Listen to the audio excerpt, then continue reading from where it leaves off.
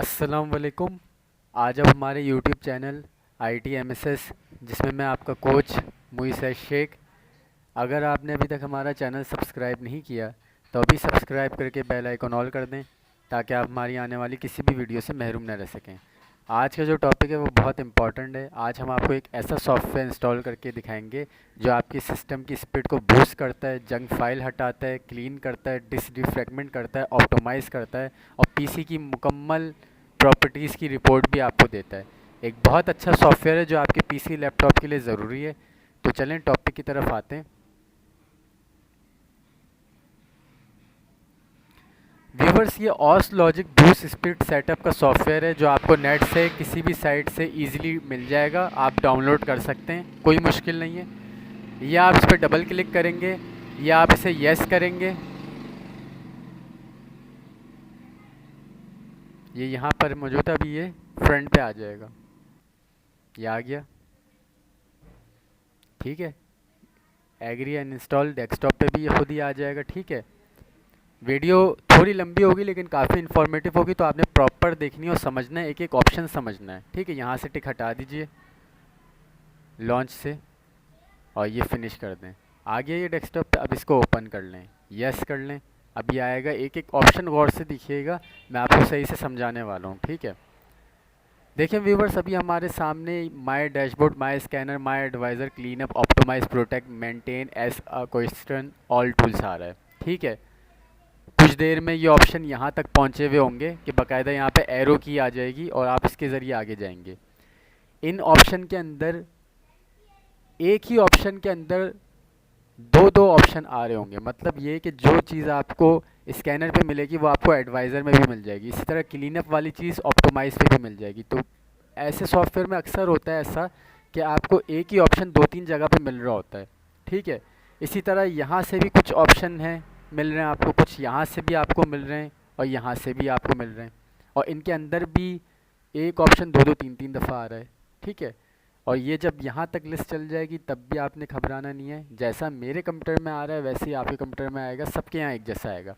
अब आपने इसको स्कैन करना है, स्कैनिंग में थोड़ा टाइम लेगा। ठीक है, और स्कैनिंग के बाद अगर ये आपको रीस्टार्ट करने का कहे तो आपने रीस्टार्ट ज़रूर करना है। मैं यूँ नहीं करूँगा क्योंकि मैं आपको सिखा रहा हूँ और मैं अपने कंप्यूटर में ये सब करता ही रहता हूँ, तो मुझे ज़रूरत भी नहीं है। ठीक है, लेकिन आपको सिखा रहा हूँ तो आपको जो ये इंस्ट्रक्शन देगा आपने ये करना है, और जैसा मैं सिखा रहा हूँ आपने वैसा करना है। ठीक है, किसी आपके कंप्यूटर में, क्योंकि जब आप फर्स्ट टाइम करेंगे तो ये स्लो भी होगा, रुकेगा भी, और अगर हार्ड डिस्क लगी हुई होगी तो वैसे भी स्लो होगा। मेरे पास तो SSD है और 4th जनरेशन का पीसी है, लेकिन कहीं ना कहीं ये रुकता है। ठीक है, स्कैनिंग में तो आपने इसको जब करना है तो पूरा ही चलने देना है सही से, ताकि ये सही से अपना काम कर ले। और रीस्टार्ट वगैरह करवाए तो आपने वो भी करना है। ठीक है, ये आ गया। देखें, अब रिजॉल्व की तरफ जाते हैं।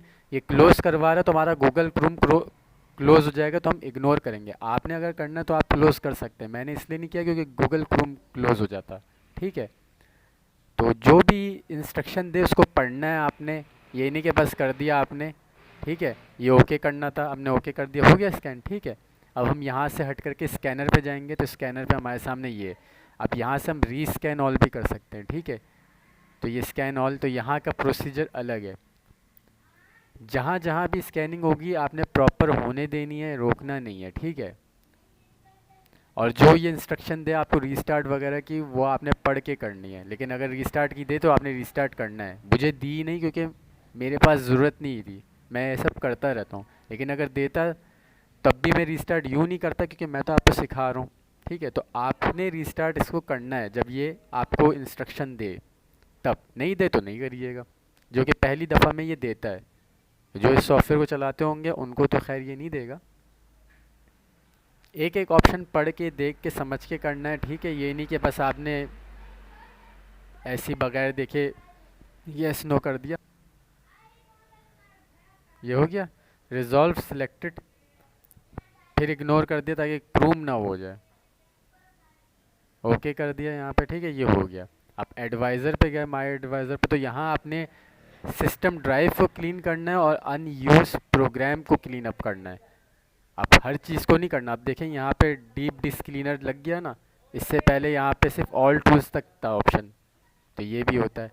अब इसको आपने क्रॉस किया और आप वहीं एडवाइज़र पे आ गए तो इसने आपको बता दिया, ये रिपोर्ट दी इसने। अब आप रीमूव अनयूज प्रोग्राम करते हैं तो इसको भी आप क्लीन ऑफ करेंगे, तो अब ये अनइंस्टॉल मैनेजर पे आता है, ठीक है।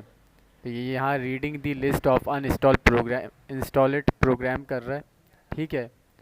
तो हर ऑप्शन खोलने पर एक नया ऑप्शन यहाँ पे खुलता है, ठीक है, लेकिन आपने याद रखना है कि वो कहाँ से कहाँ खुल रहा है। ये सिर्फ ऑल टूल्स तक की लाइन है, नो अनयूज प्रोग्राम आपने क्रॉस कर दिया कि इसने ठीक है बता दिया। अब ये हमने यहाँ पर हुआ था, ठीक है। क्लीनअप पे आते हैं तो ये डीप डिस्क क्लीनर जो हम यहाँ से करके आ रहे हैं, ठीक है, वही है। अब आप मर्ज़ी यहाँ से भी करके देख लें, बात वही होगी, ठीक है। मर्ज़ी आप यहाँ से कर लें, मसला नहीं है, हमने यहाँ से कर लिया, ठीक है। अब इसको आपने क्रॉस कर, अब आपने देख लिया ना। अब ऑप्टिमाइज़ पे आते हैं तो ऑप्टिमाइज़ सिलेक्टेड ड्राइव, यहाँ पे हम क्लिक कर देते तो ये डिस्क डिफ फ्रेगमेंट पे जाएगी, ठीक है। अब हमने ये नो करा, ठीक है, और यहाँ पे सबका स्टार्ट हुआ हुआ है, सब स्टार्ट हुई हुई है। तो अब करना क्या है, करना ये है कि आप इसको कर दें स्टॉप, ठीक है। मेरी 3 हार्ड ड्राइव लगी हुई हैं और सिस्टम रिज़र्व अलग है, तो सिस्टम रिज़र्व पे से टिक हटा ही दें आप, सही है।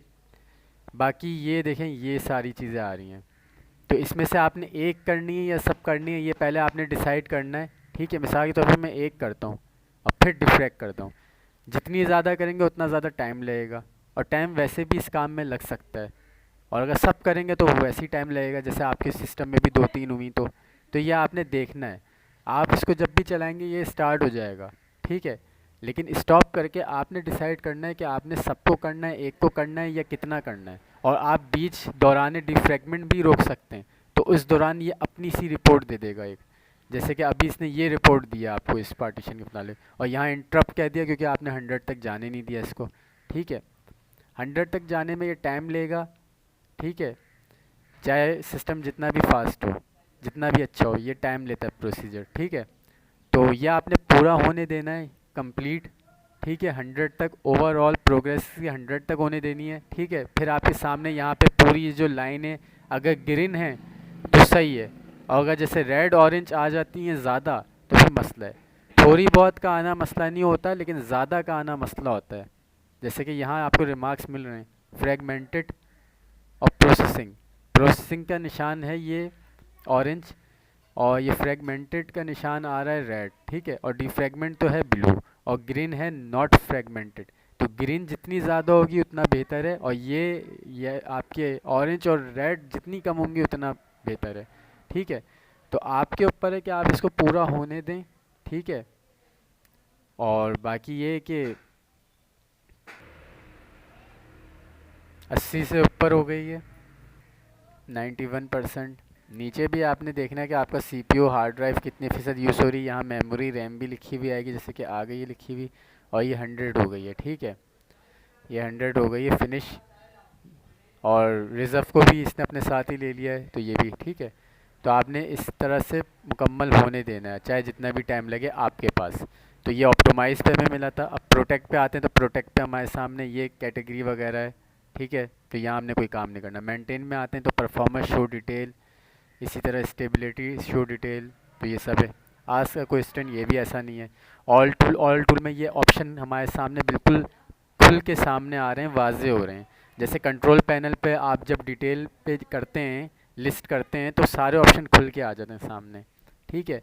जबकि वैसे आपके सामने हेडिंग्स आ रही होती हैं और हेडिंग्स के अंदर ऑप्शन की भरमार होती है, तो वैसे ही यहाँ पे ऑप्शन सारे आपके सामने आ रहे हैं वाजे, ठीक है। तो ये हो गया।